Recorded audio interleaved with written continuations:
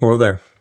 So, I don't know if you have picked up on this, but the world is moving at such an accelerated rate compared to really any other generation before this. I think the speed at which technology has begun to take off and the speed at which the world has begun to move to globalize, I think it's kind of taken an adjustment for society, our call it our biology, to even adjust to this. And so and this is far beyond, I mean, just like the AI conversation and the technology conversation and the trade conversation. I mean, a lot of this comes down to where do you kind of sit in what you want to accomplish in life and what are the tools available to get there. So we'll use AI as an example, just because I think this is a really good opportunity to talk about it.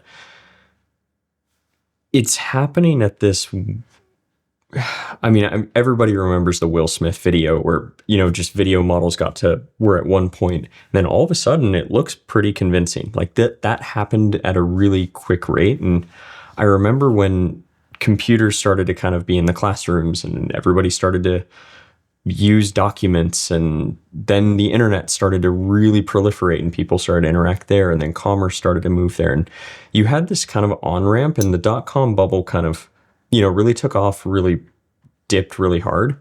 And I think that was mostly just because there was a little bit of correction of the technology. The technology was there, but the adoption of society and the time that it took to mature, and kind of whenever an early technology happens, there's this rush to kind of figure out who's going to be the winner. And so right after that, though, you saw this like steady growth in what was called the age of information. I mean, information became at the fingertips. You didn't have to go to the library anymore. You could literally just go on your phone, go on the computer, and look up anything, and you could figure it out. And now it's happening again. We're at this point where now you're having full thought partners and processes happen automatically for you. I mean, the intelligence is there, meaning that we're not in the age of information anymore. We're not even in the age of intelligence.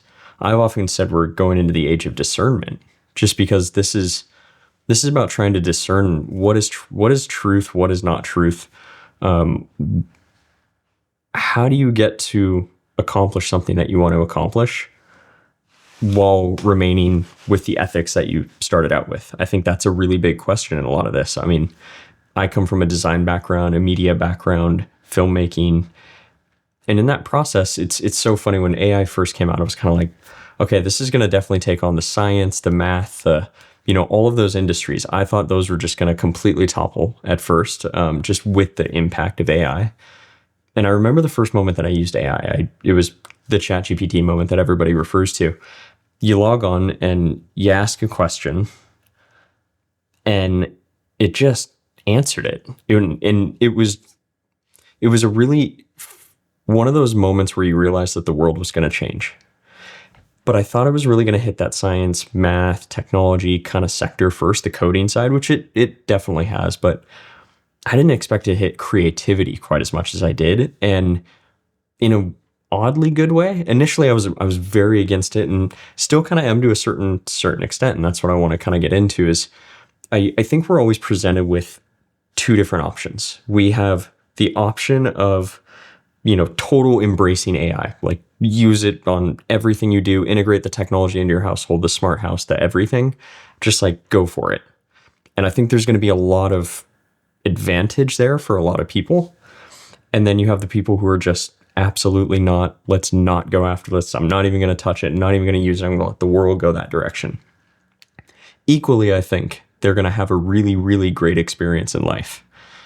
I think we're reaching this point where things are starting to split between natural intelligence or rather artificial intelligence and natural intelligence. And this idea that you can connect with nature on one end and not be integrated with technology, and then the other side can totally integrate with technology, and both can have a wonderful existence.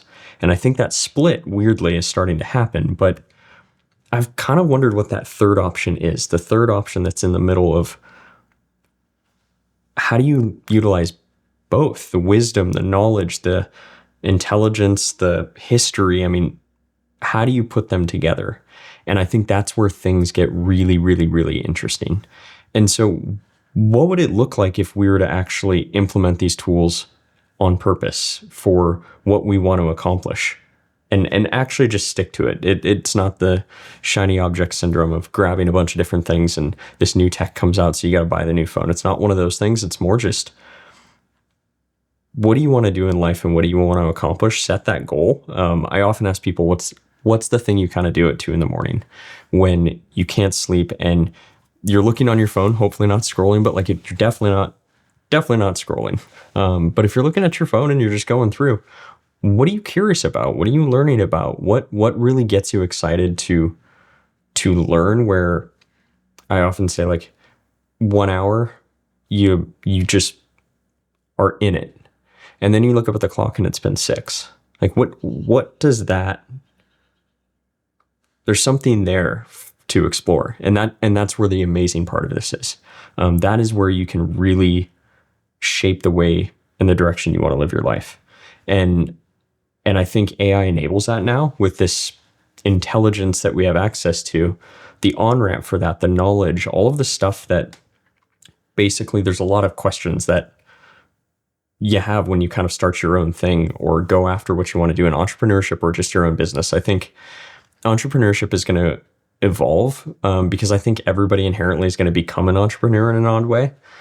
I think with all the AI tools and all the things that are coming out, we're going to have an individual revolution. So how do we express our own individuality in a way that the world will appreciate it? And that, I think, is going to happen at a larger and larger scale because you're able to do more with less as this AI and tech tools get a lot easier to kind of share whatever you want to do. And so once you kind of figure that out and you have that North Star, how do you support that and support it in the most simple way? So I grew up in the Bay Area and I was surrounded by technology. And so for me, everything was, I loved the new. I loved the new piece of technology, the new phone, the new iPod, the new Microsoft Zune, which is a throwback. I remember all those tools. And the coolest part about those tools was that it was constant innovation. It was something new. It was industrial design. It was colors. It was preference. It was user experience. It was all of these things put together. And so I was infinitely fascinated with that. But one of the things that you realize when you play with all of these tools, and nowadays it's software tools mostly. It's the Notions, the Mondays, the Trellos, all those things you use to generally manage a business or manage your own personal life. Like, we all kind of inherently rely on software now. And I think that we try and think that software is going to fix a problem that we have. Like, are you having problems with your finance? Just download this app, log in, it'll all work out, you're good. And I don't think that's the case. It's a shift in thinking because the software won't fix it and the tools won't fix it either, whether it be AI or not.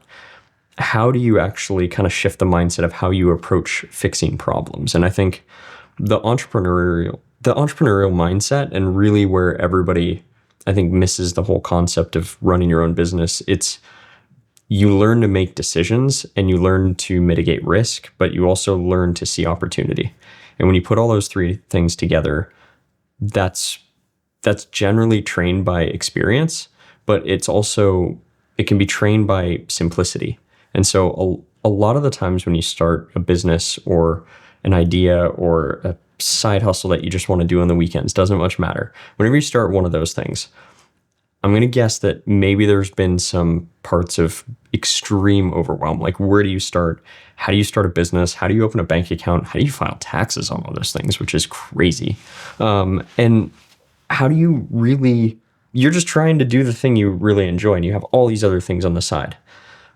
That's what I want to help people with. It's what I do a lot of, and it's because I had to figure it out, and I made so many mistakes. It was insane. Like, I've made many, and I don't necessarily think that everybody needs to make mistakes in order to learn. But if you can learn some simple rules and simple knowledge and kind of a point in the right direction, that's what I always found to be the most useful. I mean, the people who have guided me throughout my career, who I'm infinitely thankful for, I mean, they would never tell me what to do. They would just say, you should go look at that. And it would just be for me to go explore because that was the best way to learn it. But they at least pointed me in the right direction. I didn't go completely in the wrong direction. And that's how I kind of want to approach a lot of this knowledge that I just want to share. There's been a lot of transition in just this day-to-day life of where's work going to go, where's the economy going to go, where's technology going to go, where's AI going to go, where's robotics going to go. All of these things are just like stacking on people's minds, and I just think it's a little much for people. And those that are kind of looking at it from the inside are kind of going, how do we simplify this? Because there is immense power that can come from this huge surge in innovation just across everything that we're doing. I mean, think about just simply going to the moon and maybe going to Mars and doing stuff in space and bringing it back to Earth. I mean, we're living through one of the most exciting times ever in human history. And I think it's a lot for our biology to take, but it's also super cool. And so I want to share like some of the super cool things that I come across, some of the cool software, some of the cool businesses that I just think are doing some really, really cool things. Because I feel like the way that I see the world is just this chessboard of either a company or a person or an idea or a science or an area of the world that's everybody's kind of this crazy puzzle that we all fit together and we call it the world. I'm fascinated by that. I'm fascinated by how people become who they are, how they choose the career that they're in or their pursuit that they're currently pursuing. Like the human experience is what makes us inherently unique. And so that was the other thing that I wanted to say was with a lot of this AI stuff. I mean, don't worry about it because I think the intelligence of it is one thing, but discernment and experience, that's human. That's inherently human. And we have that. Everybody has that unique ability, and that won't get taken away. And in fact, will probably go the other direction. It will probably become even more valuable to be an individual human. So I think the things that you want to do, you can do them now. How you do it? Well, that's sometimes you just need to point in the right direction. And honestly, the learning never stops. I mean, I've been at this a while. And I still feel like I'm brand new at it. And that's the exciting part about it is there's always something to learn every single time. And you can reach a certain peak that you thought was going to be, the peak. It usually is never quite what you cracked it up to be. But it's a really cool experience to ride the roller coaster. Like you're going to know when you're going up. You're going to know when you're going down. You're going to know when you're going to be kind of flattening out for a little bit. I think when you start to get in kind of a rhythm with being able to feel those kind of moves, and whether that be in life or business, it makes it more of a steady state. I mean, if you look at a lot of the really high top performers, they're generally pretty steady in their performance. Like when they win, I mean, they're stoked, but they're not overly stoked. And when they lose, they're not overly crushed. They know they could have probably performed better, but it is what it is. That approach to a lot of life, I mean, that's the way you can consistently make progress. And so that's what I just want to bring to the table. That's what I want to share with everybody here. And honestly, I don't